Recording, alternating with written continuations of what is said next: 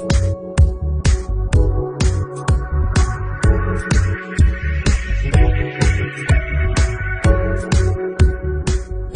my name is Tim Sales. Do you know that there are very specific differences in what the poor, the middle class, and the wealthy buy with their money on payday? It's so simple yet so different it nearly knocked me out of my chair when I finally understood it. I'm going to show you exactly what I'm talking about, and you can evaluate for yourself why the wealthy keep getting wealthier and the poor keep getting poorer and the middle class are stressed out.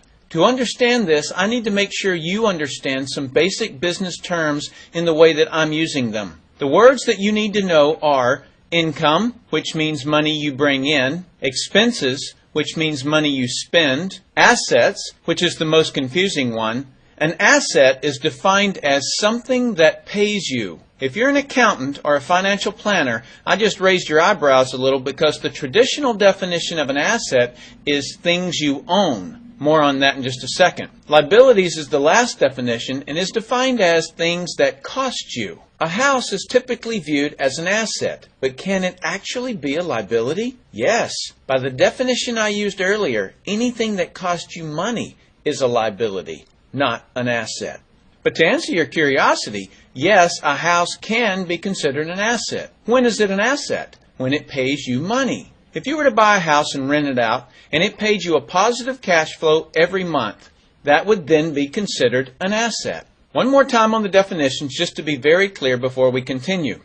Income is money you make, expenses are money you spend, an asset pays you, and a liability costs you. Now let's look at what the poor buy on payday. On payday, the poor buy what I'm going to call stuff. What is stuff? Inexpensive things that people buy that they don't really need to survive. You go into someone's house and you can't find any counter or tabletop space in the whole house because of all the stuff on it. You can't find a single foot of white space on any wall in their house because of all the stuff that's hanging on it. Where did they get this stuff? They bought it at the flea market, at the garage sale, at the dollar store, at the craft show. Their house and their car is full and cluttered with stuff. So income comes in on payday and then goes straight out the expense column to buy stuff. The poor really never educate themselves on assets and liabilities. The poor justify their buying all of this stuff by claiming that it costs so little. Yes, it was very cheap, inexpensive, not a lot of money, but over the years, it's all they ever had. The problem is their income never produced or created more income. I know this group very well because this was me. This was the way I was raised. I, in no way, am cutting or undermining this group of people or any other group. I just see a lot of financial pain out there and that need not be that way. I only want to help you and hopefully you'll pass this information on to people you care about. Creating wealth is not a mystery. It's a formula. The only reason someone doesn't create wealth is because they don't know or don't apply the formula. Let's continue on and look at the middle class. The middle class is the group that society mistakenly thinks are the rich. They are not. Yes, they typically earn a six-figure income, but what they buy on payday keeps them prisoners of the middle class. What they buy on payday are liabilities.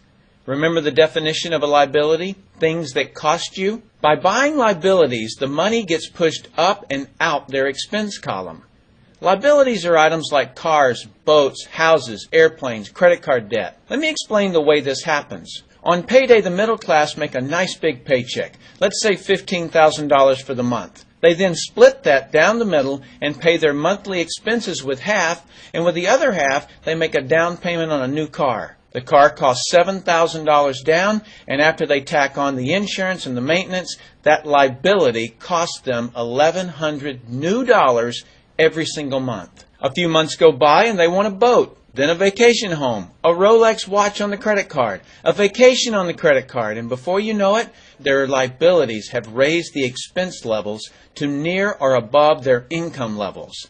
They actually spend equal to or more than they make, meaning that they have to go to work and make a certain amount of money every single month because of their liabilities. The other important issue with both the poor and the middle class is that normally all of their income is dependent on their own effort, meaning they've educated themselves to exchange their knowledge and expertise for someone's money. Here's an example. An attorney is knowledgeable about law, So people pay him or her money in exchange for that knowledge on an hourly basis. The problem there is that if they're not, the attorney, sharing that knowledge with a client, then the attorney is not making any money. Their stress level is as tight as a piano string.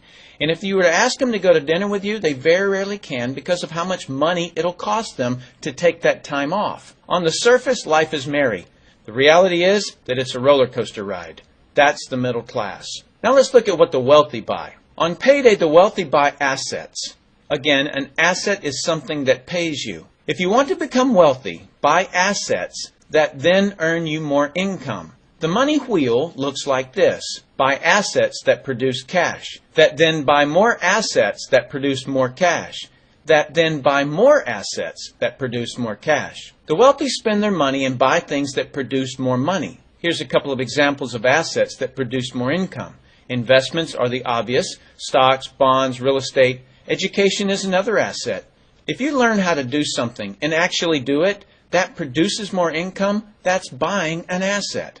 I heard a great expression once: if you think education is expensive, you should see how expensive stupidity is. Another example of assets you can buy that pay you is businesses, especially those businesses that can create a passive income. Passive meaning that once you build it up, it pays you whether you're still building it or not. A little example is if you buy a pinball machine and put it in a barber shop. You don't spend any of the profits. You save them until you can buy another pinball machine and put it in another barber shop. This, by the way, was Warren Buffett's first business. Warren Buffett, by the way, is one of the top 2 richest men in America. The wealthy are extremely eager to find those passive income businesses because it continues to pay them month after month, year after year, long after they've stopped working the business. That's actually the way I created my millions. I found a passive income business that I built up, and it continues to pay me month after month, year after year. I then took those profits and multiplied them in another passive money business, and then again in another. In conclusion, here's what I've learned. You can't find these passive money businesses unless you're open to hearing about them. Then once you find them, be willing to research them. The reason I say this is that I answered a hokey little ad that I ended up making a couple of $1 million from, simply because of that ad. So these businesses are out there. You've just got to find them. You've also got to be educated enough that when the right situation does present itself, you don't miss it. So remember, the poor buy stuff, the middle class buy liabilities, and the wealthy buy assets, preferably businesses that can create passive money. Then take that money and buy another asset that produces more money. That's the wealth creation formula.